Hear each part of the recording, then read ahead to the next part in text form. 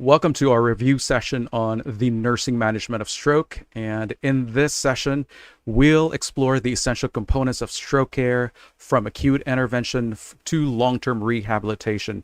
And so today we'll cover acute stroke assessment and interventions, nursing priorities for ischemic and hemorrhagic strokes, medications used in stroke care, and post-stroke rehabilitation and prevention of complication. And we'll also include patient education and family support. So let's jump into the Q&A. First question.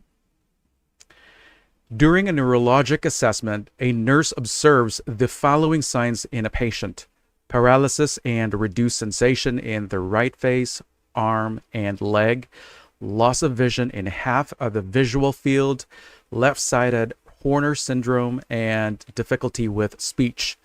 These symptoms suggest the need to prepare and monitor care for a stroke affecting which of the following blood vessels?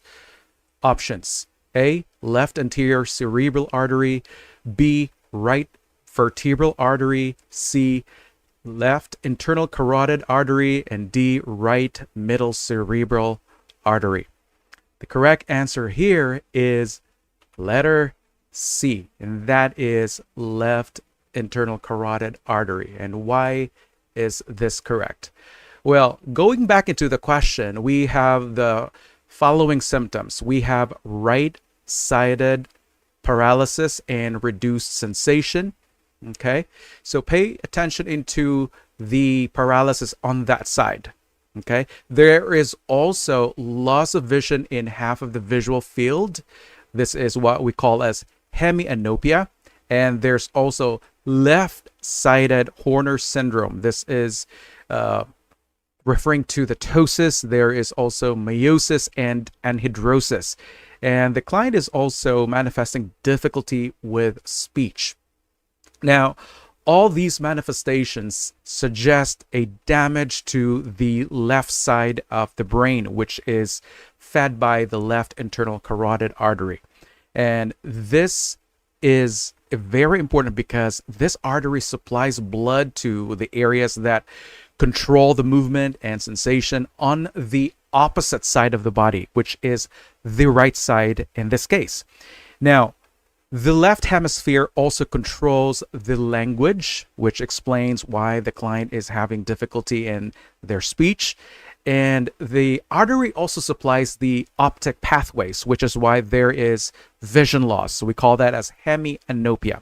Now, here we have left-sided Horner syndrome. This is characterized by the eyelids drooping. There's also constricted pupil. There is lack of sweating. And these things happen because the stroke affects the sympathetic fibers in the carotid artery. And this leads to these manifestations on the same side as the stroke, which is the left side. So everything points to a stroke in the left internal carotid artery. Now, why is letter A incorrect? It's on the left anterior cerebral artery. Well, this seems kind of tempting, right? Because it's a left-sided stroke. But this artery mainly supplies the front and middle parts of the brain, and it typically affects the leg more than the arm or the face, which doesn't fit the symptoms here. Also, we do not see signs like personality changes or urinary incontinence, and vision loss or speech problems are not common with a stroke in left anterior cerebral artery. So we are discarding option A.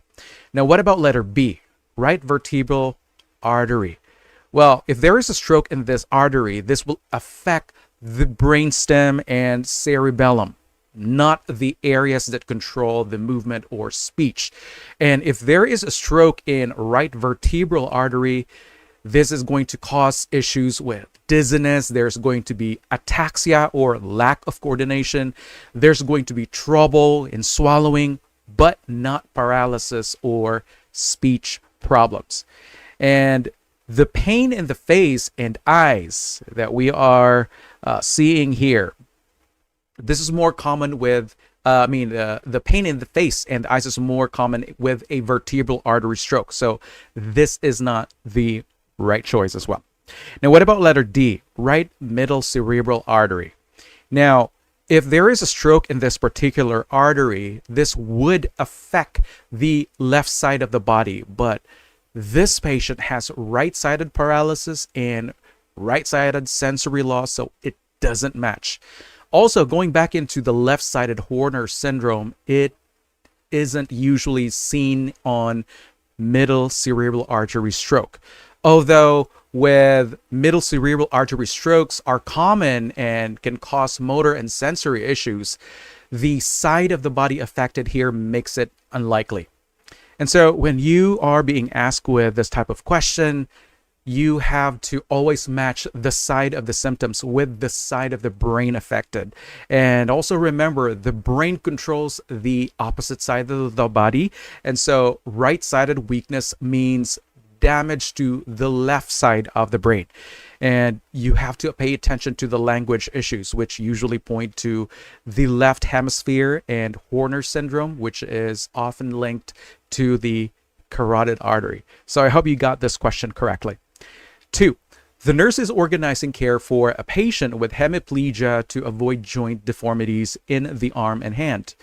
Which of these positioning techniques are suitable? Select all that apply. Options. A.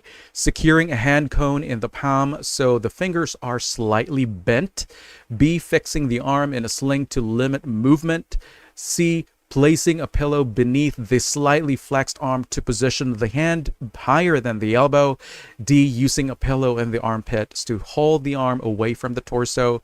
E. Resting the arm along the body with a pillow for support. The answers here are options A, C, and D. Why is A correct?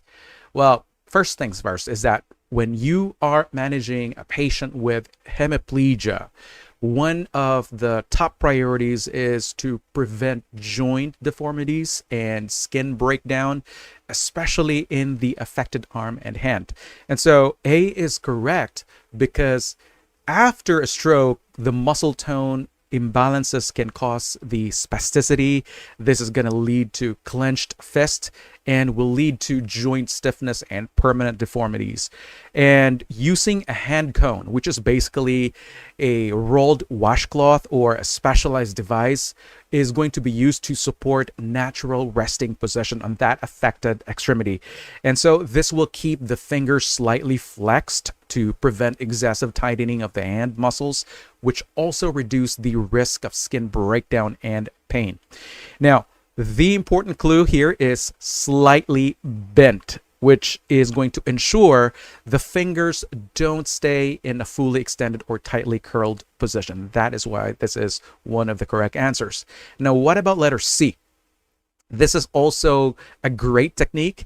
By elevating the hand above the elbow will prevent edema, and this will help improve circulation in the affected limb. And this will also keep the arm in a position that avoids swelling, and it supports proper fluid drainage. And the key term is above the elbow or higher than the elbow, which is very crucial for reducing fluid buildup.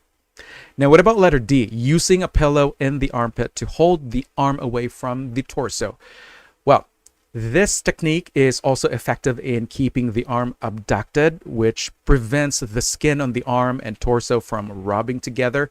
And so this will reduce the risk of skin breakdown, especially in a patient who may be immobile.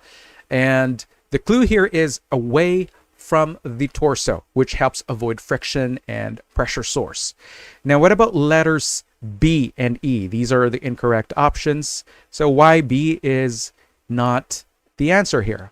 Well, this technique is inappropriate because it can lead to shoulder hand syndrome, which is a painful condition caused by immobilizing the arm for too long. And the arm should not be completely restricted. It needs some mobility and proper positioning to prevent further complication. And the red flag is to limit movement, which can cause stiffness and discomfort in the shoulder joint. Now, what about letter E? This is also incorrect, although this may appear helpful, but this one actually raises the likelihood of flexion contractures in the elbow, the wrist, and the hand, and Keeping the arm at the side naturally will lead to bending, which contributes to the contracture formation. And the phrase that makes it incorrect is along the body, because this positioning encourages flexion rather than extension, which is essential for preventing deformities. And so to wrap this up, you have letters A, C, and D as the best answers, because these support proper positioning, and also they prevent complications like contractures and skin breakdown. And for you to eliminate those incorrect options, pay attention to those keywords that will limit movement or to promote flexion, because these can do more harm than the good. Let's have number 3. A nurse is tending to a patient recovering from a stroke.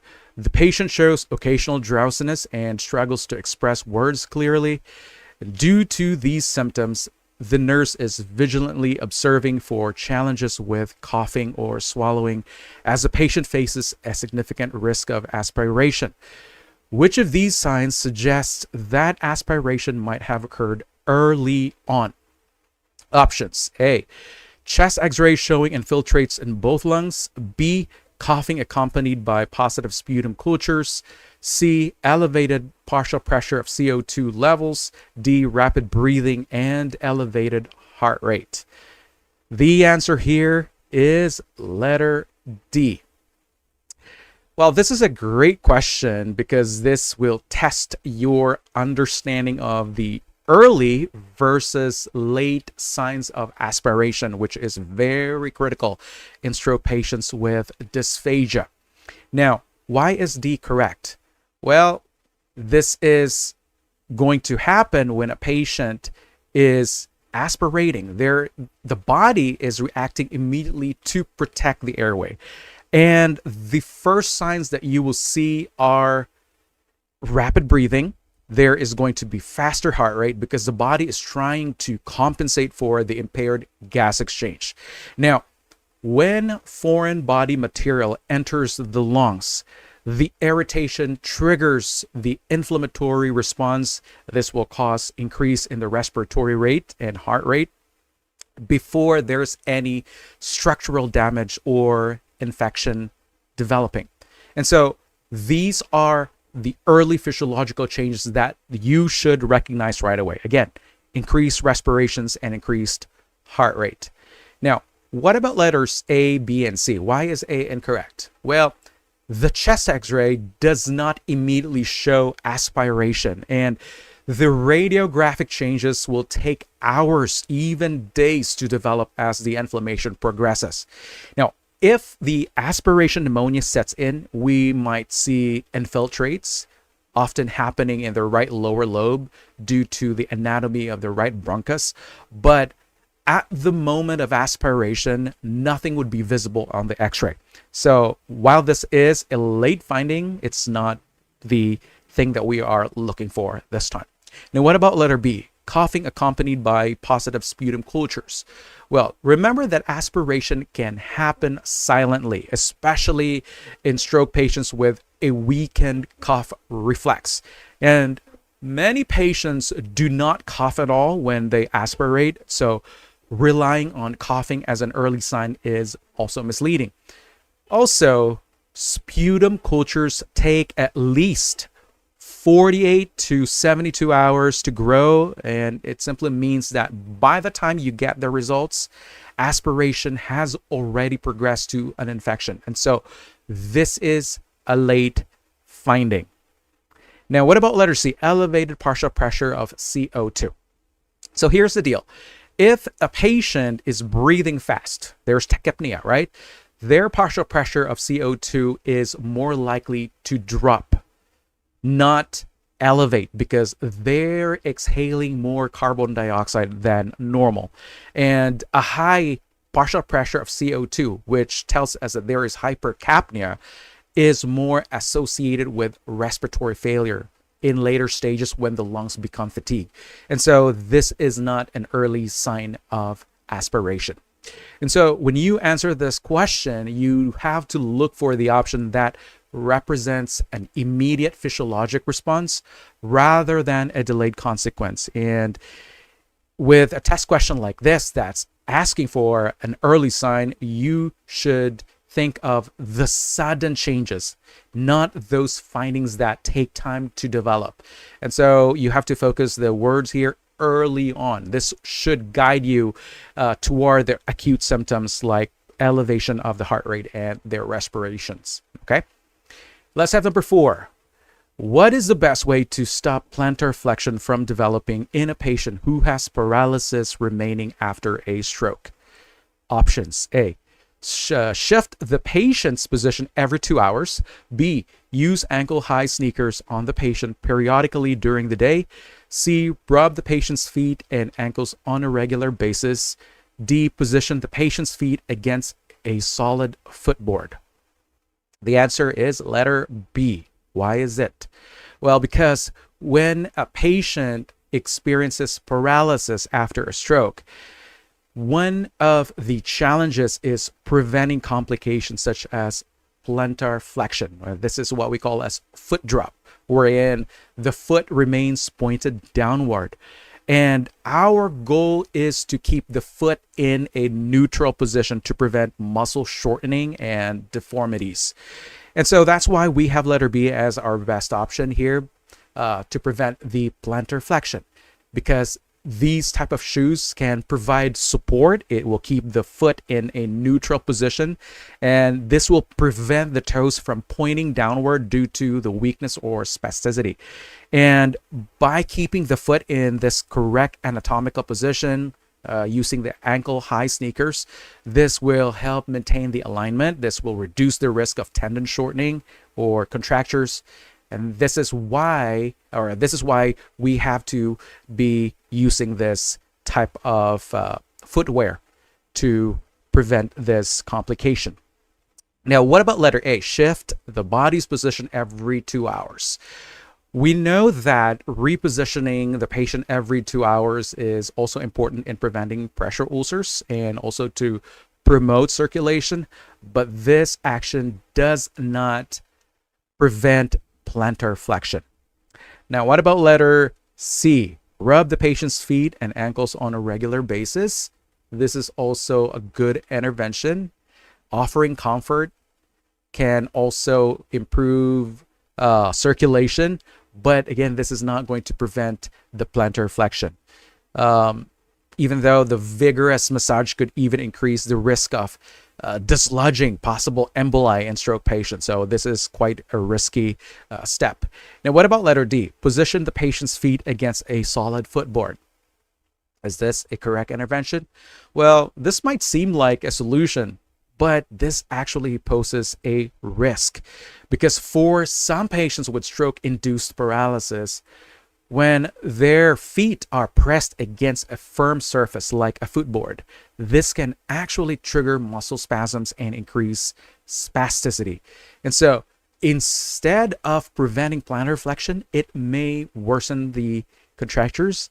And the word footboard, this is already problematic for spasticity, and it does not provide the same support that the ankle-high sneakers do. And so when you encounter this question, you have to focus on the most specific and targeted interventions that directly address the problem. And so in this case, plantar flexion is the issue. And so the answer should involve a method that directly supports the foot and also to maintain its correct position. And always look for interventions that have the primary goal of addressing the condition at hand. So avoid interventions like general positioning or passive techniques like massage, which may not be as effective for specific complications like foot drop. And also pay attention to the words support and neutral position, which indicate those actions that are structured to maintain the foot in their correct alignment. Let's have number 5. While caring for a patient suspected of having a stroke, what is the most critical consideration for the nurse regarding the use of fibrinolytic therapy? Options: A, obtain thorough record of the patient's allergy history. B, initiate a large bowel central intravenous line. C, determine the type and onset time of the symptoms. D, start the treatment within 90 minutes of the patient's hospital arrival. The answer here is letter C. Determine the type and onset time of the symptoms. Well, pay attention here. Timing is everything in stroke care because the TPA, or the alteplase, which is basically the fibrinolytic drug, can only work within a limited window. And we are talking about 3 to 4.5 hours. Again, that's 3 to 4.5 hours. And the first question that you should ask yourself is, when was the patient last seen normal? And so this will help decide that the patient are still they're still eligible for the treatment. And if too much time has already passed, let's say the patient was last seen normal maybe 5 hours ago, and so the risk of bleeding now outweighs the benefits. And that's why when you are pinpointing the symptom onset, then that is your top priority. Now, what about letter A? Obtain thorough record of the patient's allergy history. We know that checking allergies is routine, right? But timing is what really is going to help you decide if the patient can still be eligible to receive the alteplase. But that's not really also a big concern here. The allergies is not really a big concern. And because unlike the antibiotics or let's say contrast dyes, the alteplase usually don't have it doesn't lead to allergic reactions that would stop its use. The main issue here is the risk of bleeding, not about allergies. Now, why is B incorrect? Initiate a large bore central intravenous line. This is a big no. A central line is actually a bad idea, especially in a stroke patient receiving a thrombolytic drug. Why?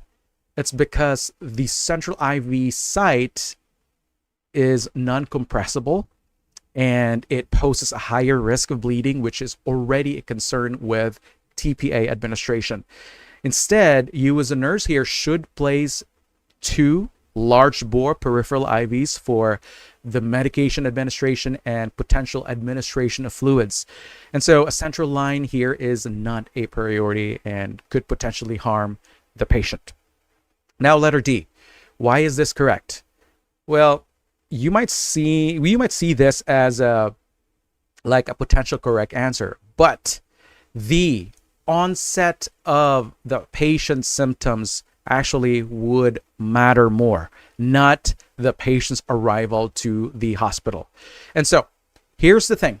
If a patient who arrives 20 minutes after the symptom starts still has, let's say, 2.5 hours for the TPA, right? And so there's a huge chance that there's going to be a reversal of the manifestations of their stroke. Whereas a patient arriving 2 hours after symptoms is already close to the window time. And so they're close to that cutoff.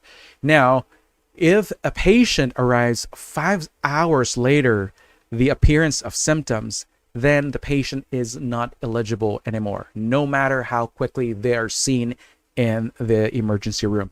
And so symptom onset is way more important than hospital arrival when there is a decision about fibrinolytic therapy. And so when you encounter this type of question about fibrinolytic therapy, you got to immediately think about the time-sensitive nature about the drug. And you have to look for the keywords like onset of symptoms, because this is the single most important factor in deciding whether a patient gets the TPA or the alteplase. And I want you to eliminate those options that focus on general safety measures like allergies or IV access rather than immediate treatment decision. Let's have number 6. When repositioning a patient with hemiparalysis in bed, which of these methods should the nurse avoid? Options: A, assisting the patient to lift off the bed using a trapeze. B, turning the patient onto their side. C, sliding the patient upward in bed. D, raising the patient while shifting them higher in bed. The answer is letter C. And why is that? Well, because when you are repositioning this patient with hemiparalysis, you must be careful to avoid those techniques that could harm the skin or make more problems, right? Your main goal is to prevent skin damage, such as pressure ulcers, shearing, which are risks for patients with limited mobility. And so when this patient is when you slide the patient upward in bed, this actually can create friction. This can damage their skin. And again, patients who have hemiparalysis have less feeling. They have that less sensation on one side. So it's going to make it harder for them to protect their skin. And we have letter A, which is one of the incorrect options here, assisting the patient to lift up the bed using a trapeze. This is actually a safe and effective method for helping the patient reposition themselves, because the use of trapeze will allow the patient to use their functional side to lift themselves. And this can also reduce the strain on both the nurse and the patient's weaker side. And since there's no dragging or friction involved, well, this method can help preserve the skin integrity. Now, what about letter B, turning the patient onto their side? Why is this incorrect? Well, this is another safe method as long as the nurse ensures the patient's body remains in proper alignment. And it's also critical to make sure that the paralyzed limbs are well supported to prevent unnecessary strain or discomfort. Also, the turning can avoid friction and shear forces, which can also prevent, or which can lead to skin breakdown. Now, what about letter D, raising the patient while shifting them higher in bed? Well, this method involves lifting the patient, and this is appropriate if the nurse uses correct body mechanics and has assistance. So unlike sliding, lifting does not cause friction, so it helps protect the skin. And it reduces the risk of injury to the nurse by utilizing proper lifting techniques as well. So when you answer this type of question, always eliminate those methods that could potentially cause harm to the patient, especially when it comes to skin integrity. So pay attention to those words that reflect friction. And also look for the action words like sliding, lifting, turning, and racing, because these tell you that the technique involved are actually safe for the patient. Let's have number 7. While assessing a patient who has had a stroke, the nurse notices challenges with precise movements during routine self-care tasks. To address this issue, which healthcare team member should the nurse recommend for a referral? Options: A, recreational therapist. B, occupational therapist. C, speech pathologist. D, physical therapist. Your answer here should be option B. Well, why is that? Well, it's because when a patient has trouble with fine motor skills, such as buttoning the shirt, or maybe brushing their teeth, or holding utensils, the occupational therapy is the best choice here, because their field focuses on helping patients regain independence in daily living activities after a stroke. Now, the occupational therapist will also work on grip strength, the hand coordination. They will also teach the patient adaptive techniques such as using modified utensils. And they also help with self-care retraining, such as dressing, grooming, feeding. And since the question specifically mentions routine self-care, it directly points to occupational therapy. So this is our best choice. Now, what about letter A, recreational therapist? Well, The recreational therapist focuses on leisure activities like arts, maybe music or sports, and this is that person who will help improve emotional and cognitive well-being of the client. And this person is going to help enhance the quality of life, but they do not specialize in fine motor skill rehabilitation. And also, a stroke patient needs structured therapy for their self-care tasks, not about leisure-based activities. So this is not the best choice. Now, what about letter C, speech pathologist? So I want to remind that speech pathologists are people that will help the patient working on their communication and also swallowing difficulties, which are common after a stroke. And the speech pathologist will help the client with their swallowing problems, or if there is aphasia or maybe slurring of speech. But this question isn't about speech or swallowing. So it's about fine motor coordination. So this is also an incorrect option. Now, what about letter D, physical therapist? Well, the physical therapists are all about gross motor skills. They are going to work on walking, balance, muscle strength, and coordination of large movements. And they mainly work patients for regaining their mobility, also improving strength and endurance and preventing contractures. But the key here is that fine motor skills require precise movements of the hands and fingers, which are not the primary focus of the PT. And that's why the occupational therapist is the better option here. 8. In the initial 24 hours following thrombolytic therapy for an ischemic stroke, what is the nurse's main focus for managing the patient's condition? Options: A, respiratory rate; B, body temperature; C, heart rate; D, blood pressure. The correct answer is letter D, blood pressure. Why is this very important? Well, it's because when a nurse starts thrombolytic therapy and during the first 24 hours, the priority is to maintain a stable blood pressure on this patient, because the medication itself can cause cerebral or intracerebral bleeding. So we're talking about both high and low blood pressures here. So anything that is elevated or unstable or low blood pressure can increase the bleeding risk. So there should be better and careful control once the patient has been started on the thrombolytic therapy. Now, why is hypertension an issue in thrombolytic therapy? It's because when there is hypertension, this can put excessive pressure on those fragile, damaged blood vessels. It can also increase the likelihood of the bleeding. Whereas with the low blood pressure, this could reduce the blood perfusion into the brain and can worsen the ischemia and will further cause damage to the brain barrier.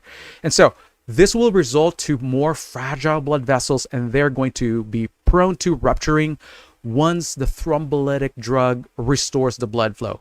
Now, the fragile blood vessels could struggle to handle the sudden return of the circulation, and that is why low blood pressure when the thrombolytic therapy is initiated is also a risk. Now, why is letter A incorrect? Respiratory rate. We know that monitoring the respiratory rate is important, but it's not the main concern after thrombolytic therapy. Again, the biggest risk in the first 24 hours is bleeding, not breathing issues. And you're going to expect respiratory problems if complications arise, but blood pressure, again, takes priority here. Now, what about body temperature? Why isn't this an incorrect option? We know that fever can make stroke outcomes worse, so it's also important to monitor the temperature, but controlling temperature is not the main priority in the first 24 hours after thrombolytic therapy. Our main issue here is about the risk of bleeding, and that's why blood pressure stabilization is key. Same thing with heart rate in option C. It's also important to keep an eye on the heart rate, but blood pressure control matters more in this situation. We know that heart rate changes can signal issues like arrhythmias, but they don't directly raise the risk of bleeding. And so in this type of question, I want you to stay focused on the biggest risk, which is bleeding. And since thrombolytic therapy's main complication is brain bleed, you got to keep that blood pressure stable and get it monitored all the time.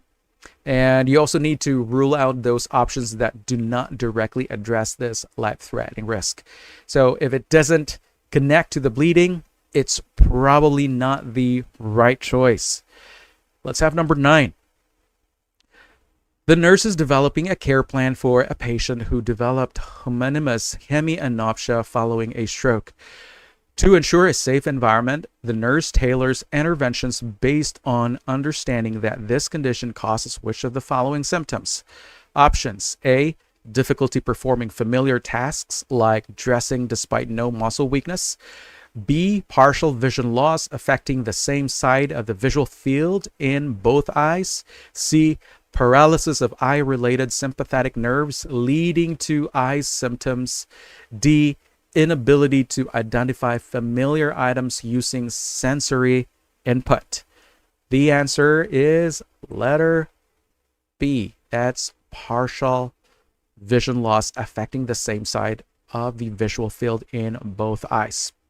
So this is the homonymous hemianopsia, and this is going to affect their visual field and commonly occurring after a stroke, where the person can lose their vision in the same half of the field of view in both eyes.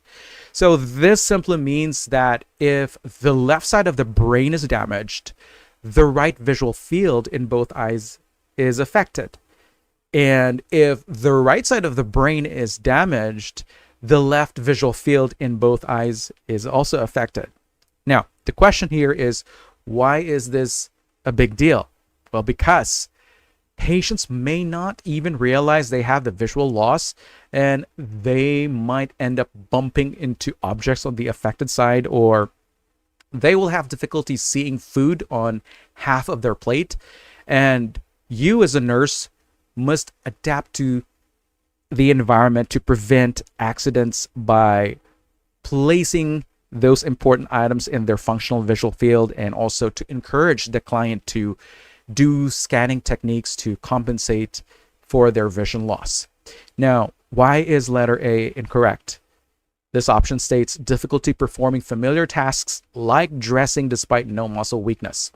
This is referring to apraxia, which is a motor planning problem wherein the patient struggles with coordinated movements despite having normal muscle function. So it's not about vision loss, so it doesn't match homonymous hemianopsia. Now, what about letter C, paralysis of eye-related sympathetic nerves leading to eye symptoms? Well, this is describing the Horner syndrome, which is that condition that is caused by the damage to the sympathetic nerves supplying the eye. And this can lead to the drooping of the eyelid. There's going to be ptosis. There's also constriction of the pupils. There is also lack of sweating on the affected side. Now, what is Horner syndrome? Well, basically, this is a problem that there is going to be nerve dysfunction. There is not a loss of the visual fields. And then again, the hemianopsia that we are talking in this scenario is not having issues about pupillary changes, or they don't have eyelid drooping. That's why we are eliminating this option. Now, what about letter D, inability to identify familiar items using sensory input? Well, this option refers to the agnosia, which is the problem of perception. This is not vision problem. And so when a patient has agnosia, they might see an object clearly, but they cannot recognize what it is.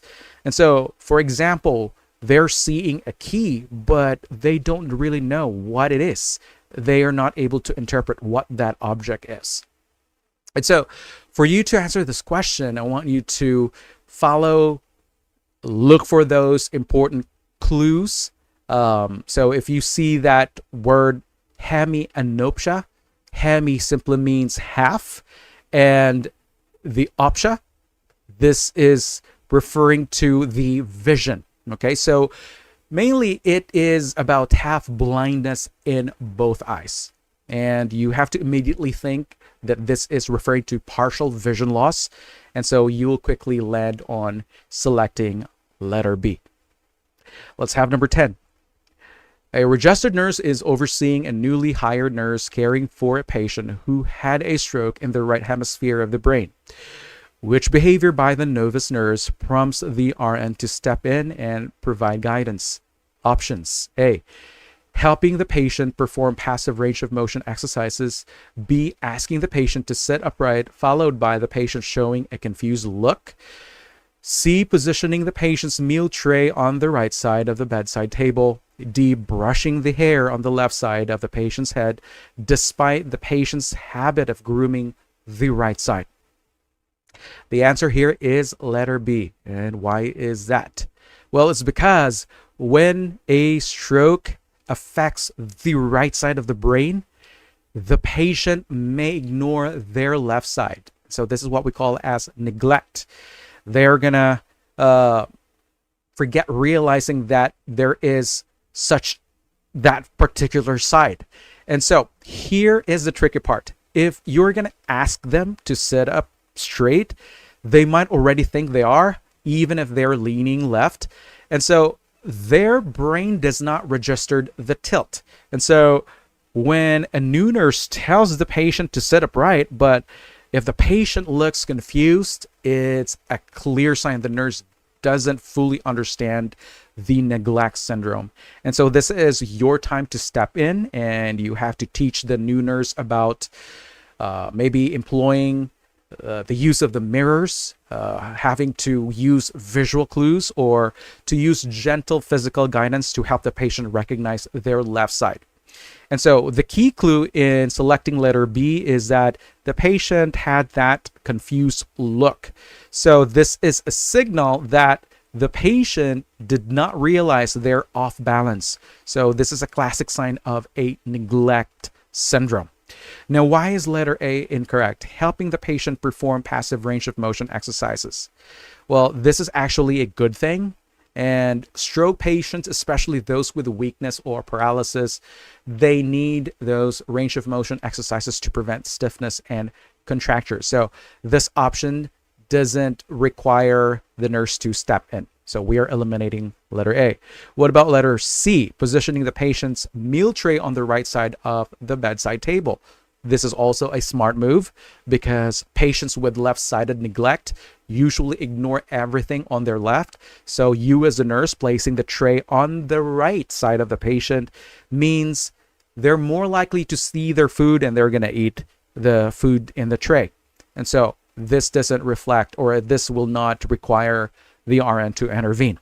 Now, what about letter D? Brushing the hair on the left side of the patient's head despite the patient's habit of grooming the right side. Well, at the first glance, this might seem like the nurse is ignoring the patient's usual habit, which is grooming the right side. But actually, gently encouraging attention to the left side can be beneficial for a patient with neglect syndrome. While it's not necessarily the first intervention, it's not wrong either. So definitely not enough for the registered nurse to step in. And so key points here to answer this question is that a stroke does not just affect a patient's movement. It also affects their perception and awareness. And so the key to getting this question correctly is to focus on how the patient reacts to the nurse's action. And so when you see the word confused look, so you got to think, did the nurse fail to recognize a key stroke related symptom? And also ask, does the patient's response suggest the nurse needs better understanding? And so if you say yes, then that is your answer. The nurse definitely needs guidance. Number 11. The nurse is getting ready to give a stroke patient an oral medication. The patient has been evaluated and found to have mild difficulty swallowing but can manage soft consistency safely. Which actions should the nurse take? Select all that apply. Options. A. Keep suction equipment ready near the bedside. B. Combine with putting any oral med that can be crushed. C. Place a nasogastric tube to deliver the medications.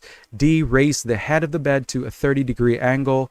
E. Request that the patient take a sip of water to swallow. The answers are options A, B, and E. Now, if you're the nurse working with this stroke patient who has mild difficulty swallowing but can handle soft consistency safely, so you must need to focus on making the medication administration as safe as possible. And so that's why letter A is one of those correct answers. And because the patient has trouble swallowing, there's still a risk of choking or aspirating food contents, even with soft foods. And having this device nearby will allow you to act fast if the patient has trouble swallowing. And this is also a common step for stroke patients with swallowing issues. Now, letter B is also correct because it matches the patient's ability to swallow soft foods. And so crushing the pills and mixing them with pudding can make them easier to take. But here's the caveat.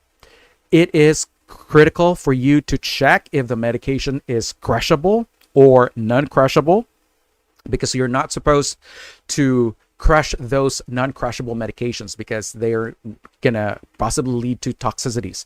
And so if the option stated combine with putting any oral med that can be crushed, then this is a safe option. And the use of the pudding can also help with the taste. This can also lower the risk of choking. Now, letter E, request that the patient take a sip of water to swallow.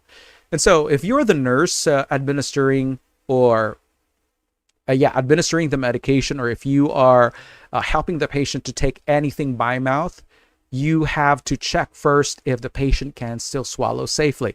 And so having them to take a sip of water before is a quick way to test this, especially since the stroke patient's condition can change every now and then.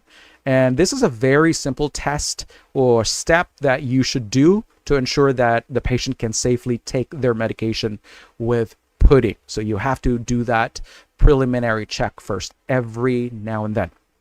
Now, what about letter C? Why is this incorrect? Place a nasogastric tube to deliver the medications. Well, the angiotube is not needed because the patient can swallow soft foods. And we know that feeding tubes are for patients who cannot swallow at all or have severe difficulty in swallowing, which is not the case in this question. And so this will be unnecessary. Now, what about letter D? Raise the head of the bed to a 30-degree angle. Why is this incorrect? Well, the angle here is not high enough for safe swallowing, especially for this stroke patient with mild difficulty. Your role here is to make sure that the patient's head of bed is raised to 90 degrees, or they should be placed in an upright or sitting position to help the client properly swallow and also to prevent aspiration. Again, the 30 degrees angle is not enough to prevent aspiration. So for this type of question, you have to always put the patient's safety first. And if they have known swallowing issues, your focus is on preventing aspiration and also do checking if the patient can still take oral meds safely. And we know that conditions can change every now and then, so do not assume past swallowing ability that it should be the same as today. So your intervention should be to testing the patient first Okay, so you also avoid unnecessary interventions such as the use of the nasogastric tube to deliver the medications. Let's have number 12. When managing care for a patient with a thrombotic stroke and lingering weakness on the left side, which tasks can the nurse assign to skilled assistive personnel? Select all that apply. Options: A, helping the patient shift positions every 2 hours. B, arranging meal trays and assisting with eating. C, checking the limbs for signs of redness or swelling. D, prompting the patient to do active range of motion exercises. E, reattaching pneumatic compression devices. F, employing a lift to move the patient to a chair by the bed. The answers are options A, B, D, E, and F. We know that assistive personals are actually great resources. They have hands-on skills, and when they also have the skill to do those routine care tasks, and they're trained to help with mobility, administration of hygiene, feeding, general patient comfort. And so the trick with delegation question is to ask yourself, does this assistive personal require clinical judgment? And so if the answer is no, then it's likely something that they can do safely. And so letter A, which is basically positioning the client for every 2 hours, is a very fundamental skill that they can do. And letter B, arranging meal trays and assisting with eating, is something that they can skillfully do. They're trained to assist without needing to assess swallowing function, right? Now, what about letter D, prompting the patient to do active range of motion exercises? Well, this means the assistive personal is simply reminding the patient about exercises already taught by the nurse or the therapist. It's not teaching or evaluating. So this is also a safe action to delegate.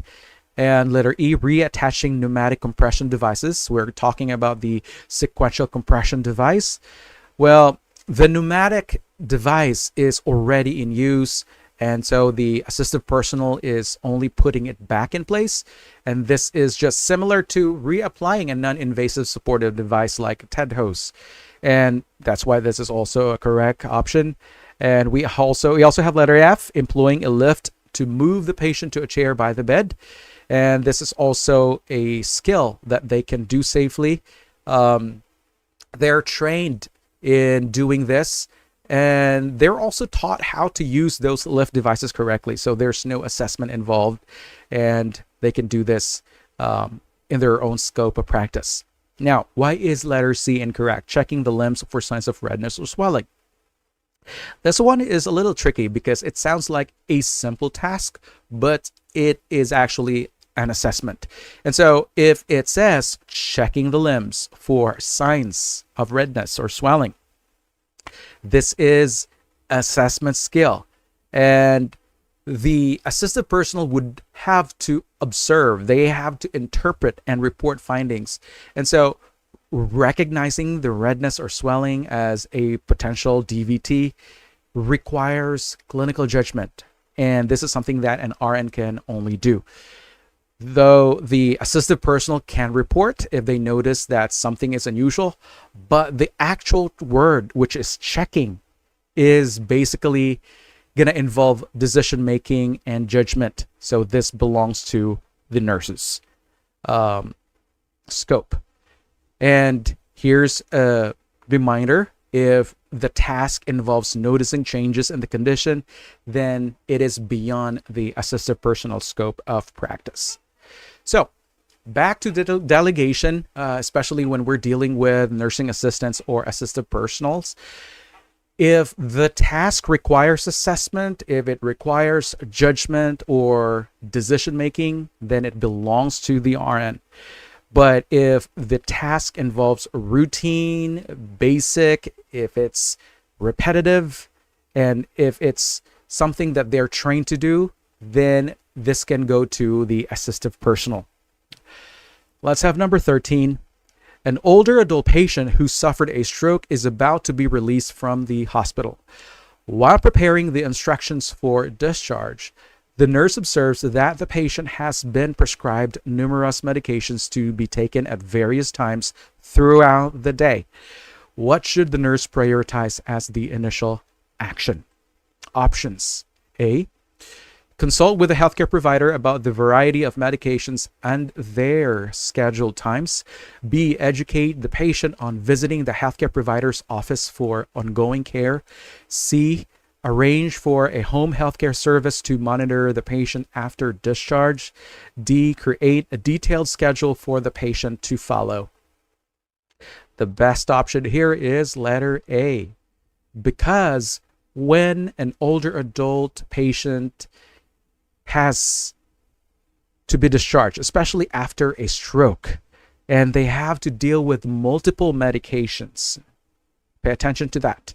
The nurse should focus on simplifying the medication schedule. And the patient might have difficulty managing those several medications and their timing. And so your role here as the nurse should to talk with the healthcare provider to find ways to reduce the number of doses or adjust the timing to make it easier for the patient to follow. And also, this is going to help improve the client's adherence to the medication regimen. Now, what about letter B? Educate the patient on visiting the healthcare provider's office for ongoing care. We know that this is very critical, but it doesn't directly solve the immediate problem of the patient managing a very complicated medication schedule. And this step is important, but this is secondary to simplifying the medication plan. Now, for letter C, it says arrange for a home healthcare service to monitor the patient after discharge. Well, this might be necessary depending on the patient's condition, but this is not the first priority. Your focus should initially be on addressing the complexity of the medication schedule rather than arranging for external monitoring. Letter D is also incorrect. Maybe this could help with simplifying medication regimen if it's not possible, but it's not the first action to take. Your action should be to first explore the options in order to reduce the complexity of the regimen before simply providing a schedule to the client. So you should focus on identifying the intervention here that directly addresses the patient's most immediate concern. And the issue here is about simplification of the drug regimen. So you have to prioritize solutions that tackles the root issue and not those secondary actions that may be done at a later time. Number 14. A patient with a right-sided stroke has been admitted to the rehabilitation unit. Which actions should the nurse incorporate into the care plan? Select all that apply as one. Some or all options may be correct. Let's have options. A. Guide the patient to keep fingers slightly curled into a fist. B. Position a small cushion beneath the weakened shoulder. C. Conduct quadriceps strengthening exercises 3 times daily. D. Urge the patient to actively use the affected side. E. Adjust the patient's position once per shift. The answer here is letter B and D. Now, when you are dealing with a right-sided stroke, the priority is to prevent complications like contractures, pressure injuries, and also the neglect of the weakened side. Now, stroke rehabilitation is all about proper positioning and also encouraging the patient to mobilize in order to regain as much function as possible. And that is why B is one of those correct answers. And we have letter D, urge the patient to actively use the affected side. This is one of the biggest risks after a stroke, is learned non-use, where the patient ignores the weak side and making the recovery even harder. And so the more they engage that side, the better their brain can reorganize and also relearn the movement. Think about the neuroplasticity at work. And so when you're encouraging movement, even with small efforts, this can prevent neglect and this will help restore function. And the same thing with letter B, position a small cushion beneath the weakened shoulder. This basically is a must do because the stroke patient with hemiparesis can develop those subluxation of the shoulder. And this is due to the gravity pulling it down. And so without a support, this can lead to stiffness. There's going to be pain. And there is what we call as frozen shoulder. And the small cushion can help maintain the alignment, and this will also prevent contractures. Now, what about letter A? Guide the patient to keep fingers slightly curled into a fist. Well, this is basically a bad idea because keeping the hand curled can encourage contractures, which can become permanent if not prevented early. And our goal is to keep the hand in a neutral, relaxed position in order to maintain flexibility and function. So instead of a clenched fist, stroke patients may benefit from hand splints or passive range of motions to avoid stiffness. Now, letter C is also incorrect because strengthening the quads is important for mobility, but doing it only 3 times a day is not enough for meaningful rehabilitation. And we know that in stroke rehabilitation, this is going to involve more frequent structured therapy sessions and sometimes multiple short sessions throughout the day. And there's also the retraining movement and also coordination should be a repetitive practice. And that is why we are eliminating letter C. Now, what about letter E? Adjust the patient's position once per shift. Well, this is way too infrequent, right? The stroke patients will have limited mobility, and so they need to be repositioned at least every 2 hours to prevent those pressure ulcers, prevent pneumonia, and muscle stiffness. And so if you're waiting to just do it once a shift, you're risking the development of those issues like pressure sores and hypostatic pneumonia. We don't want those. So in this type of question, I want you to avoid anything that suggests holding or keeping the patient in a fixed position, or let's say making a fist, unless it promotes proper alignment. And you have to look out for those inadequate frequencies, such as once a shift repositioning. 15. A patient who experienced a stroke has been prescribed phenytoin. What reasoning best justifies the use of this medication? Options. A. Bleeding strokes leave leftover blood in the brain that triggers seizures. B. The brain injury from the stroke may disrupt nerve signals leading to seizures. C. Damage to brain tissue from the stroke originates within the brain itself. D. This drug can enhance the patient's mental clarity despite cognitive impairments. The answer here is letter B. Why is that? We know that the brain injury from the stroke can disrupt those nerve signals, and they can lead to the development of seizures. And this question is about why phenytoin might be prescribed after a stroke. We know that phenytoin is an anticonvulsant. So recall that a stroke can actually damage the brain tissue, and so this will affect the normal brain activity, including the electrical activity of those neurons. And so when the brain cells are damaged, it can increase the risk and also increase the chances of abnormal electrical activity. And the use of the phenytoin in this scenario can help stabilize the brain's electrical activity to prevent the seizures. And you have to think about disrupting those abnormal nerve signals. And that is why we have to administer this medication in this context. Now, what about letter A? Why is this incorrect?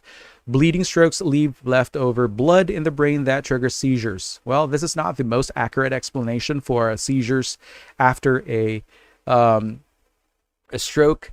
We know that blood from a bleeding stroke can irritate the brain tissue temporarily, and the brain typically reabsorbs the blood over time. And seizures after a stroke are more commonly due to a direct damage to the brain cells, which disrupts the normal neural activity, not because of leftover blood. So this one is something that you should discard. Now, what about letter C? Damage to brain tissue from the stroke originates within the brain itself.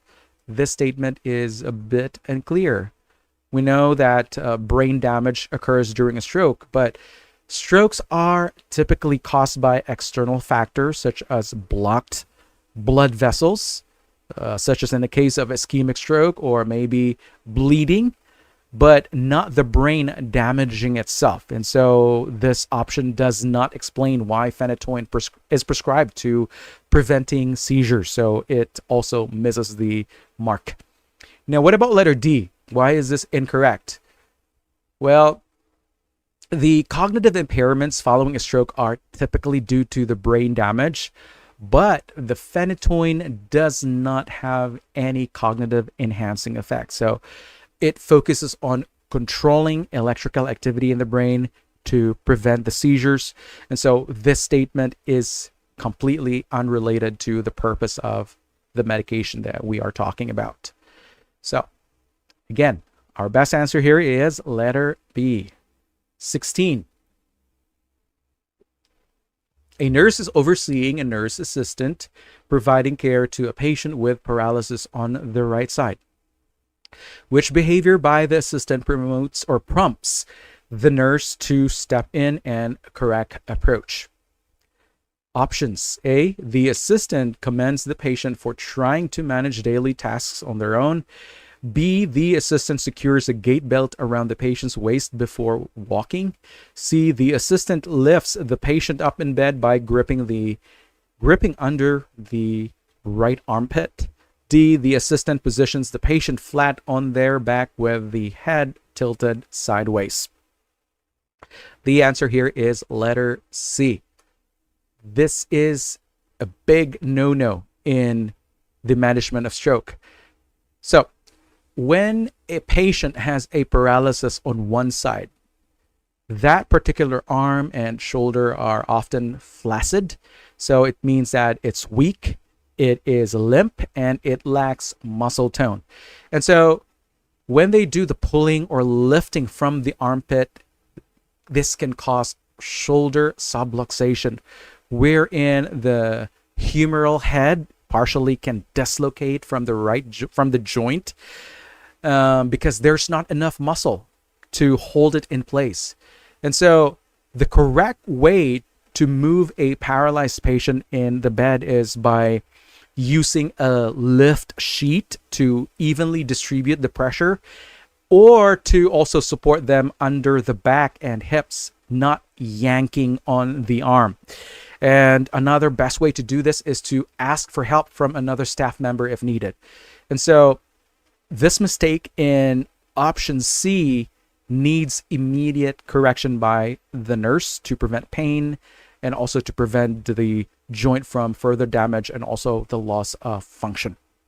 Now, why is letter A incorrect? Because, of course, this is a great technique.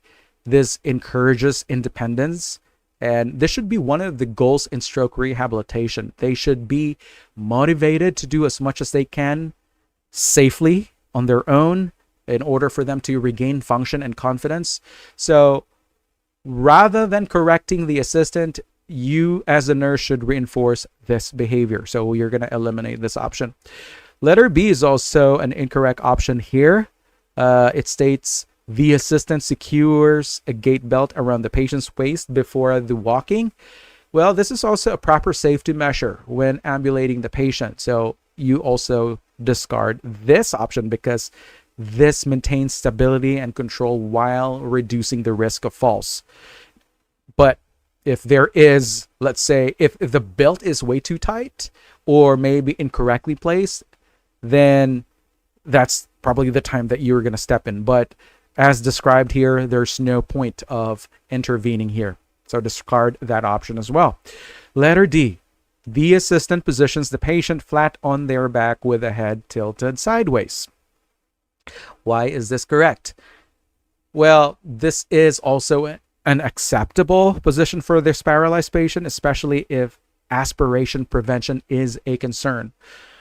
Even though if it's, while it's not really necessary, the best position for all stroke patients, it's not really that harmful either. So there's no need to correct this option or this action. So you're going to disregard this as well. So when you're going to look through the answers here or the option, and if the option describes a staff member pulling, or let's say they're yanking on an extremity, or let's say grabbing a weak or a paralyzed limb, then that should be, you should intervene in those situations. And if an action supports safety, if it supports safe independence, or if the action falls on standard precautions, then they're likely correct.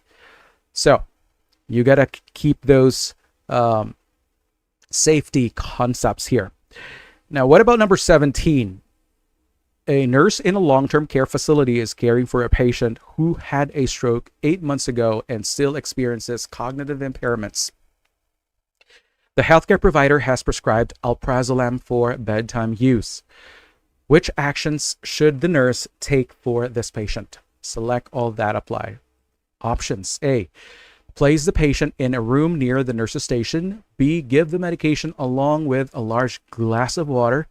C, provide bathroom assistance every 2 hours.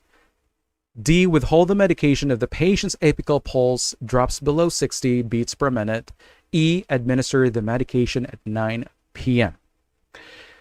So we are involved in the care of this patient that has a prescription for alprazolam for bedtime use. So which of these actions you should select? Well, these are letters A, C, and E. Why letter A, C, and E? Well, first things first is that you need to focus on the medication that is involved. We have alprazolam. This is a benzodiazepine. And we know that this is a sedative that can affect their cognitive function, especially that they had just had a stroke. So we need to ensure that safety measures are in place to manage the drowsiness and also to manage fall risk associated with this medication. And letter A is a good option, especially because the patient has cognitive deficits and they are at increased risk for falls due to the sedative effects of the alprazolam. And putting them closest to the nurse's station can also facilitate that the staff can quickly respond to any needs, which is very critical in the long-term care setting. And this can also enhance monitoring and also ensure that if the patient becomes confused or if they need assistance, then help is readily available. And we have letter C, provide bathroom assistance every 2 hours. We know that alprazolam can make the patient feel drowsy, and so there's a chance that they could fall if they try to get up on their own. And also the stroke can affect their thinking, so it's even more important to offer bathroom help regularly. So we're basically going to ask the patient, also remind them that they can also use the bathroom this often, every 2 hours. And since the patient already has this cognitive impairment, so reminding them can help that. And letter E, administer the medication at 9 p.m. We know that the alprazolam can be given at bedtime. And this is a common time for sleep medications. And this can also enhance the medication's effect to help the patient throughout the night. And the timing is also important because it helps the medication do its job, making the patient sleepy throughout the bedtime. And that is why we have letters B, one of the incorrect option here, it says give the medication along with a large glass of water. Why is this incorrect? Well, take a look into the phrase large glass of water. This is more than enough, right? So this is basically allowing the patient to drink a little bit much, which could make the patient need to use the bathroom during the night, which might make them get up and also increase the risk of falling. So you should only offer an adequate amount of water to help chase that medication. So eliminate that. We have letter D, withhold the medication if the patient's apical pulse drops below 60 beats per minute. Well, we know that alprazolam does not usually affect the heart rate because it works on the brain to help anxiety and sleep, not the heart. And this kind of monitoring is applicable to medications that can affect heart rate. These are the beta blockers, cardiac glycosides, so this is not applicable to this scenario. So, for any medications like benzodiazepines involving stroke care, you have to be concerned about the sedative effects and the increased fall risks in this patient. So, your intervention should be to focus on the safety, such as safe room placement, which is placing the patient nearest to the nurse's station, and also to offer assistance in toileting frequently, and also administering the medication in a timely manner. 18. A patient recovering from a stroke has been assessed and their daughter expresses worry about her father's overall lack of strength. What modifications to the home environment should the nurse recommend to the daughter before the patient leaves the hospital? Options: A, get a sponge with an extended handle for bathing. B, install an elevated toilet seat in the bathroom. C, acquire clothing with Velcro fasteners. D, place a non-slip mat beneath the dinner plate. The answer here should be letter B. Well, the patient is experiencing generalized weakness. Okay? Pay attention to this phrase here. Father's overall lack of strength. And the concern here is about the patient's ability to perform ADLs independently. And so installing the elevated toilet seat in option B makes this patient easier to sit down and also to help them stand up after using the toilet. And this addresses the issue of weakness in the lower body, and this will help them maintain independence. And this modification in the home environment supports the patient's mobility, and this will also reduce their risk of falls and injury. Now, why is letter A incorrect? Get a sponge with an extended handle for bathing. Well, this is something that can help with the bathing activity, but it does not fix the bigger issue of generalized weakness. This is a device that can help with reaching, but it does not make standing or sitting easier. And it's not as helpful for daily tasks compared to an elevated toilet seat, which improves more support. And so disregard this one.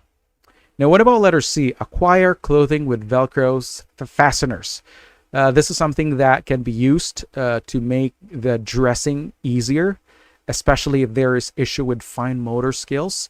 But this will not help with the patient's overall weakness. This is pertaining to clothing modification, and the patient does not have any issues. It's not stated in the question stem, so we are going to discard that as well. Letter D, place a non-slip mat beneath the dinner plate. This is also incorrect.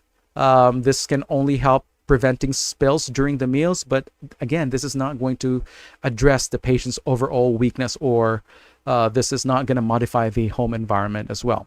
Again, this is only focusing on one task, which is eating, rather than improving the patient's overall weakness. So your strategy in answering this question is to focus on the patient's overall weakness and the need for environmental changes that will help their ADLs. 19. The nurse in the emergency department is getting ready to give alteplase to a patient whose stroke symptoms started 2 hours earlier. Which steps should the nurse take? Select all that apply. Options. A. Educate the patient that this drug breaks up clots. B. Review the patient's brain CT scan results. C. Examine the patient's wristband for allergy information. D. Start the medication through an IV piggyback over 90 minutes. E. Monitor the patient's partial thromboplastin time while the drug is given. The answers here are options A, B, and C. Why is A correct? Well, once the patient is alert enough, it's very important that you are going to explain to the patient what the medication does and telling them that it will break up blood clots that block the brain, can help ease their anxiety and also mentally prepare them for the treatment. And this action will also support the patient-centered care by keeping them informed about their treatment. Letter B, review the patient's brain CT scan results, is also correct, because before you administer the TPA or the alteplase, you have to confirm the type of stroke with a CAT scan result. We know that alteplase is a thrombolytic medication, so this can make a hemorrhagic stroke worse. So you need to confirm first if this is a type of stroke that is embolic or thrombotic, not hemorrhagic. So you're basically following the guidelines that before you administer the TPA, you have to refer to the CAT scan result first in order to rule out bleeding. And since the patient's symptoms started 2 hours ago, and this is within the treatment window, and the CT scan results are also critical for the patient's safety. Okay, so you need to confirm that. Letter C is also correct. Examine the patient's wristband for allergy information. This is also a good action because before you administer the TPA or alteplase, you want to make sure that you are identifying the patient correctly. You have to check for any allergies. And this is also part of your 10 rights of medication administration. So you're making sure that the correct patient is getting the correct drug and dose, and also to identify possible allergies. Now, why is letter D incorrect? It says start the medication through an IV piggyback over 90 minutes. This is incorrect because alteplase is administered according to specific protocol. So pay attention here since we are talking about TPA. All right, so we're talking about Activase or alteplase. This is the fibrinolytic agent that is going to be used in a patient with an embolic type of stroke or ischemic type of stroke. And so the guideline here is that the dose is supposed to be calculated as 0.9 milligram per kilogram. So this is weight dependent. So you got to make sure that you have obtained the accurate weight for this patient before initiating this medication administration. And the drug dose should not exceed 90 milligrams total. And this is a medication that is supposed to be infused over 60 minutes. So the administration of the drug starts with the first step, which is basically administering about 10% of the total dose, which is given as a bolus for about 1 to 2 minutes. Then after that is already completed, the second step is to administer the remainder dose, which is the 90%. So this is going to be infused about more than 60 minutes via the intravenous pump, and the medication should be the medication comes in a vial, so the IV tubing, which is the primary line, should be spiked into it, and so that primary line should be primed with the medication. Okay, and so we are not going to use the TPA as a piggyback. It's a big no-no. Now, the third step here is to flush the IV line. I'm talking about the TPA line, to flush it with 100 mLs of 0.9 sodium chloride. And this is to ensure that the patient is getting the full dose, and this is in accordance to the hospital protocols as well. But this is, again, a standard procedure when you administer the TPA. So don't forget about the steps here. Again, it involves administering the first 10% of the medication as a bolus. Then after that, the infusion will follow with the remainder of the medication. That's 90%. And again, the administration time is more than 60 minutes, but not more than 90 minutes. So pay attention to that. And lastly, we're going to administer the flush bag of saline to ensure that the medication is given fully to the patient. And the clue here that makes this statement in letter D incorrect is about the IV piggyback and also the amount of time, 90 minutes. Like I've said, it should not be administered greater 90 minutes, but greater than 60 minutes, not greater than 90 minutes. So let's have letter E. Monitor the patient's partial thromboplastin time while the drug is given. Why is this incorrect? Well, it's because PTT monitoring is unnecessary. We know that the alteplase is going to break up clots. It does not alter clotting factors like a heparin can do. And the PTT is primarily used for the anticoagulant, not fibrinolytic. And during the alteplase infusion, your focus should be on monitoring the patient for any signs of bleeding, let's say changes in their vital signs or changes in the neurologic status or their level of consciousness, size of the pupils, the way they are, their mental ability, their speech pattern. If there's any worsening, then those are the cases that you should be monitoring. So your test taking strategy here is to prioritize the patient's safety and to follow those established protocols.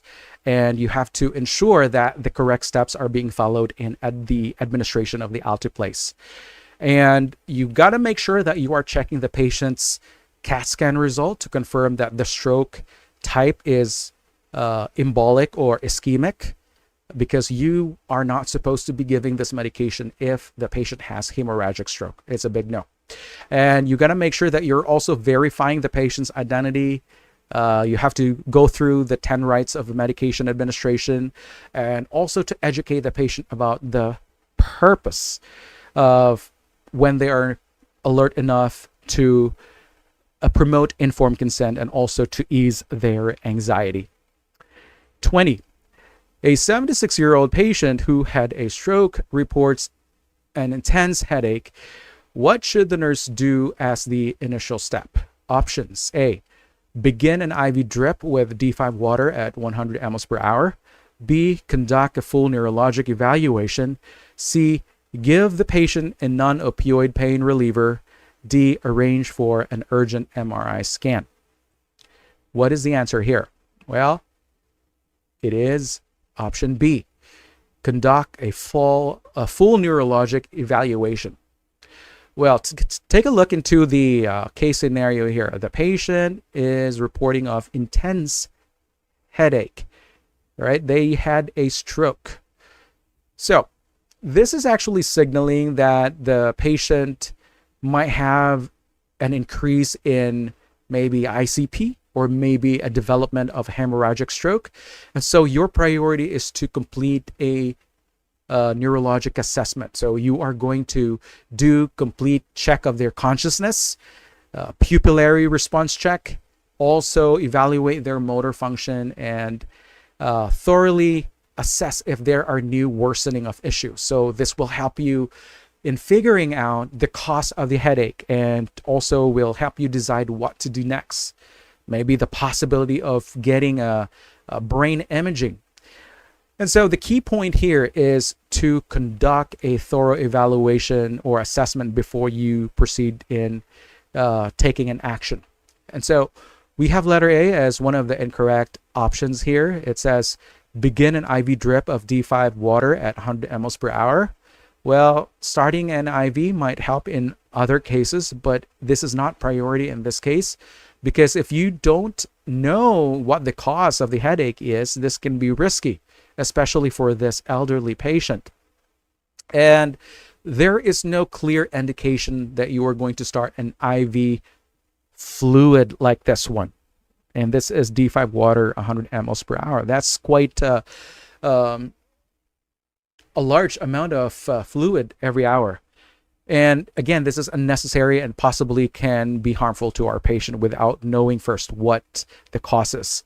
Letter C, give the patient a non-opioid pain reliever.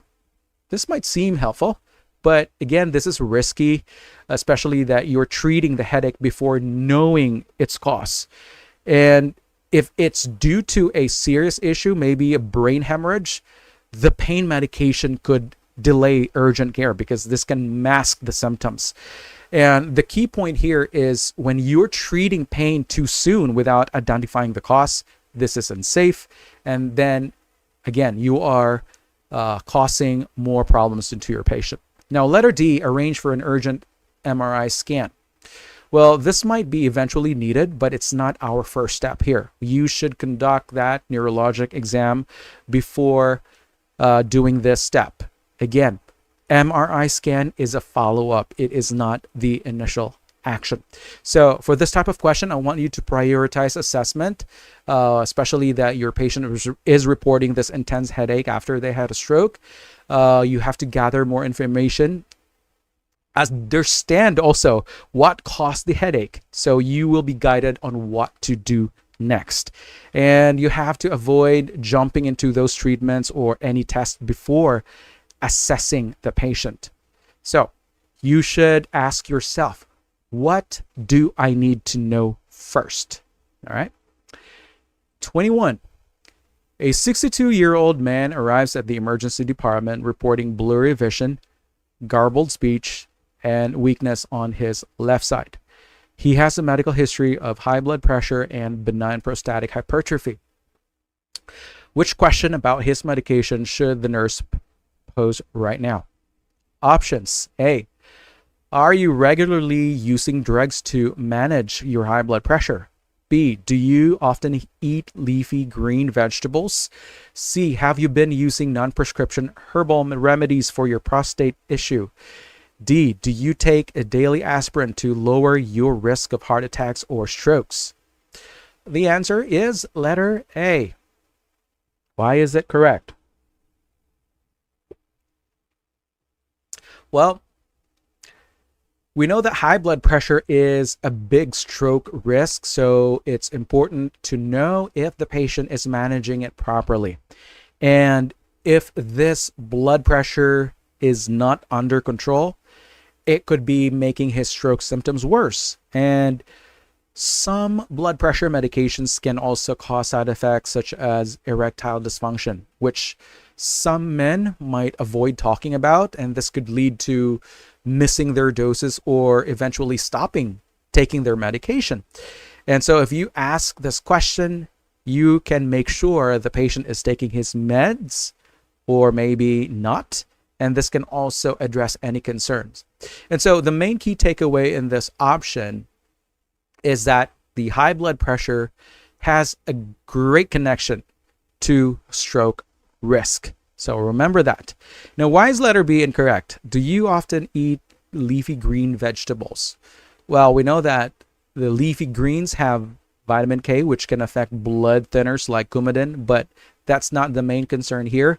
And there's no sign that this patient is on a blood thinner. And this question does not relate to the stroke symptoms or medical history. But right now, the priority is managing his blood pressure, not his diet. Letter C is also incorrect. It states, have you been using non-prescription herbal remedies for your prostate issue? Well, if you're asking about herbal remedies, it's also important, right? But it's not the main concern right now. His prostate issue and any herbal treatments are not directly related to his stroke symptoms. Right now, the priority is addressing more urgent issues like the blood pressure. And so we are going to eliminate this option as well. Now, letter D, do you take a daily aspirin to lower your risk of heart attacks or strokes? Now, we know that asking about aspirin use is helpful in general, but it does not address the main issue, whether his blood pressure is under control. And since he is already having a stroke, the past prevention steps like the use of aspirin matter less than checking his current hypertension management. And so this is more of prevention. It's not the cause of his stroke symptoms at this point. And so in this acute situation, your focus should be to identify the cause of the symptoms. And in this case, it is about the management of their blood pressure or high blood pressure in order for you to understand the stroke and also to provide the proper care. And the priority is assessing how well the patient is managing his blood pressure, because this can directly impact his condition. Let's have number 22. A patient with atrial fibrillation reports numbness and tingling in her left arm and leg. The nurse observes left-sided facial sagging and mildly garbled speech. What should the nurse do first to address the situation? Options. A. Request an immediate brain MRI. B. Ask the patient to drink a full glass of water. C. Activate a stroke emergency response. D. Inform the healthcare provider. The answer here is letter C. It's to activate the stroke emergency response.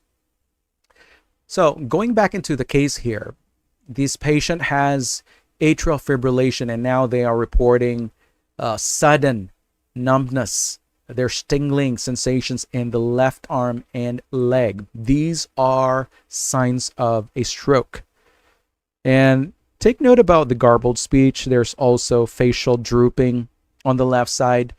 So the best thing that you should be doing here is to activate the stroke emergency response. This is what we also call in neuronursing as brain attack. Okay, so there is that what we call as a brain attack team.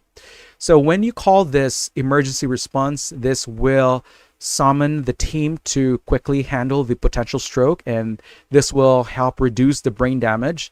And time is very crucial. You have to immediately act on this one to quickly allow treatments to occur. This will involve the administration of medication and also employing those emergent diagnostic testing such as the CAT scan. So this is going to involve those protocols that will quickly address the stroke symptoms and also to minimize the brain damage. So that is our best answer. Now, why is letter A incorrect? Request an immediate brain MRI. We know that this is important, right? But again, this is not the first step. Your priority is to stabilize the patient and also to start the life-saving treatments. And I want to emphasize that in stroke care, we are going to use those protocols using the stroke emergency response in order to mobilize the resources. So we are actually mobilizing a team of healthcare professionals. This includes a critical care nurse. We're going to activate also the lab personnel, a phlebotomist, a pharmacist, maybe part of the lift team. It can also summon the supervisor, the nurse supervisor, and also the attending physician. So this basically can do a lot of things to address the sudden manifestations of stroke. So this is a huge deal because this is not something that you can do on your own. So you have to make sure that the team is mobilized in order to facilitate rapid treatment. Now, why is letter B incorrect? It says, ask the patient to drink a full glass of water. Well, when you are giving a patient a full glass of water right this time, this is dangerous because of the symptoms that the patient is having. They have garbled speech. There is facial sagging. So you have to be careful about placing anything in their mouth. All right. So these manifestations also suggest that this patient might have trouble swallowing. And a gold standard in neuro practice or stroke care, you're not supposed to give any oral medications or fluids by mouth whenever the patient has stroke symptoms.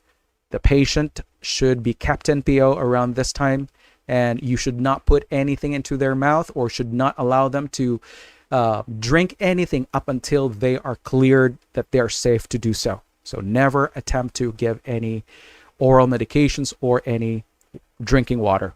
Okay, we don't want to push aspiration into this patient. Letter D, inform the healthcare provider is also incorrect in this context. We know that this is also an important step, but again, not the first priority, because in a stroke emergency, activating the team is basically going to mobilize the entire team that will use those necessary resources that will implement those protocols in order to stabilize the patients first. Now, after you activate the stroke emergency response, then you can update the provider. Okay, so the critical word here is nurse do first to address the situation. Okay, so this basically emphasizes that you're supposed to activate that stroke team before informing the provider. And so if you encounter this type of question, especially with a medical history like this one, they have a AFib, and if there's going to be sudden changes such as facial drooping, altered sensation, there's also sagging of the face, garbled speech, this is basically pointing into the stroke symptoms. And so you gotta be on your toes this time. You have to activate the stroke response immediately. You're not going to sit on this one. You don't want to delay the interventions.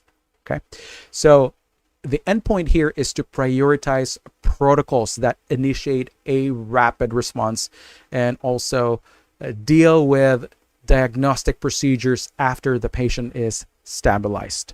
All right, I did not say that the other options are bad per se, but we are going to use that option that will basically have that umbrella effect. You're basically activating the entire team. There's going to be full assessment of that patient.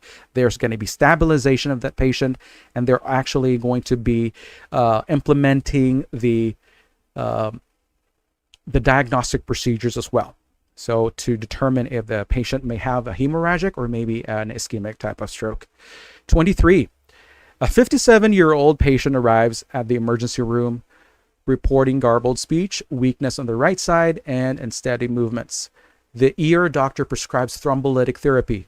What should the nurse do first? Options: A, verify if the patient has a cross allergy to the thrombolytic medication. B, send the patient to imaging department for immediate head CT scan. C, administer the thrombolytic treatment per protocol. D, organize the patient's transfer to the intensive care unit. The answer here is letter B. Send the patient to imaging department for immediate head CT scan. Now go back into the scenario here. The ER doctor prescribes thrombolytic therapy. All right. Remember what I had said earlier in the previous case scenario about the TPA or the thrombolytic therapy. Your main concern here is to make sure the stroke is ischemic, because this is a medication that can only work for this type. And if the stroke is hemorrhagic, you should not be administering this medication. So make sure that you have this diagnostic test done before you administer this drug. Okay? You don't want to worsen the hemorrhage if the patient has an intracerebral bleed, of course. Now, what about letter A? Verify the patient has a cross allergy to the thrombolytic medication. We know that this is an important step in drug administration, but this is not the first priority in the situation. The most urgent need that has to be implemented, the best step to implement here is to determine the type of stroke the patient may be having, okay? And the cross allergy is not as significant as it would be with other drugs like antibiotics.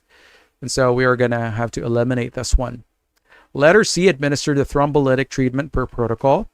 So I want you to pay attention to the words thrombolytic treatment per protocol. Administer that medication per protocol. Well, the thrombolytic therapy itself is the right treatment for ischemic stroke rather. But if you're giving it without confirming the stroke type first, is very risky. Again, you have to promote safety here. And if you're going to skip the CT scan, this can put the patient at risk. So the word protocol is sounding right, but it actually overlooks the critical step of confirming the type of stroke the patient is having. So eliminate that as well. That is a distractor. Letter D, organize the patient's transfer to the intensive care unit is also incorrect. We know that ICU monitoring will be needed as soon as a patient has the TPA infusion, but first we need to confirm the stroke type first and to make sure that the patient is safe to receive the thrombolytic agent. And this step right here in letter D can be done after you have already performed letter B. Okay? And so with this type of question, I want you to consider safety, especially in emergent situation. You have to confirm the diagnosis first. And for stroke care, you have to figure out if the stroke is ischemic versus hemorrhagic before you give any treatment. And also you have to pay attention into the words immediate, prioritize, because these can highlight what needs to be done right away. Alrighty, I hope that you got this question correctly. 24. The nurse is tending to a patient who has experienced a stroke. Upon settling the patient into their assigned room, what should the nurse evaluate first? Options. A, ask if the patient would rather have the bed near the window or the bathroom. B, check if the patient has vision loss in the same half of both eyes visual fields. And C, ask physical therapy to evaluate the patient's movement capabilities. D, tell the dietary team to position baked tuna at 12 o'clock and veggies at 9 and 3 on the plate. Your answer here should be letter B. And why is that? Well, you got to perform the step in letter B. You have to identify or assess if they have the vision loss in the same half of both eyes, because homonymous hemianopsia is a common manifestation after a stroke, wherein the patient will lose their vision into the same half of both eyes. And you have to identify this issue early on because it can affect their safety and their awareness. And they might not see people. They may not see objects on the affected site. And if you catch this early, you can adjust the environment, like positioning the bed so the patient can see the door, or yeah, of course, with the functional eye. This can help them spot any visitors or any hazards. And so the clue in this question is that they have, or in this option, it says vision loss in the same half of both eyes, visual fields. So basically, this points directly to homonymous hemianopsia, which is a priority evaluation in stroke patients. Now, what about letter A? Ask if the patient would rather have the bed near the window or the bathroom. We know that this is somewhat kind of thoughtful to consider the patient's preferences for bed placement. This is promoting comfort, but this is secondary to the functional and safety considerations immediately after the patient has a stroke. And since the visual defects or the deficits that they're having are common in a stroke, you need to ensure the patient can see and they can navigate their environment safely, and you should prioritize that as well. All right. Now, what about letter C? Ask physical therapy to evaluate the patient's movement capabilities. Now, we know that mobility assessment is also critical in stroke care, but it is not the first step when the patient is admitted to their room. Your focus initially should be about assessment on their sensory deficits, if there's any vision loss, because this is going to pose immediate risk to their safety. And you have to address any possibility of risks in order to maintain their safety. Now, what about letter D? Tell the dietary team to position baked tuna at 12 o'clock and veggies at 9 and 3 on the plate. So this is something that would be helpful for a patient with a visual field loss that will help assist them in identifying food on their plate, but it assumes that the vision deficit has already been identified. Food placement can be a part of a care plan later on, but this is not the first priority. So the clue here is position baked tuna at 12 o'clock and veggies at 9 and 3 on the plate, which is focusing on a specific task related to eating. So this is not something about addressing the patient's safety, especially that the patient just got settled into that room. All right. So what we are prioritizing this time is about their patient's safety to determine if they have any visual field loss, because that's really a safety issue. Okay. Let's have number 25.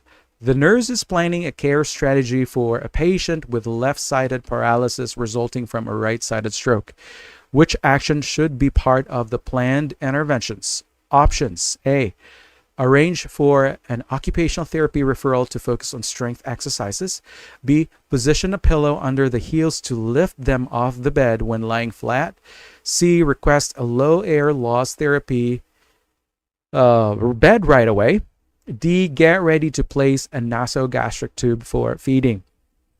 The answer here is letter B. Why is that?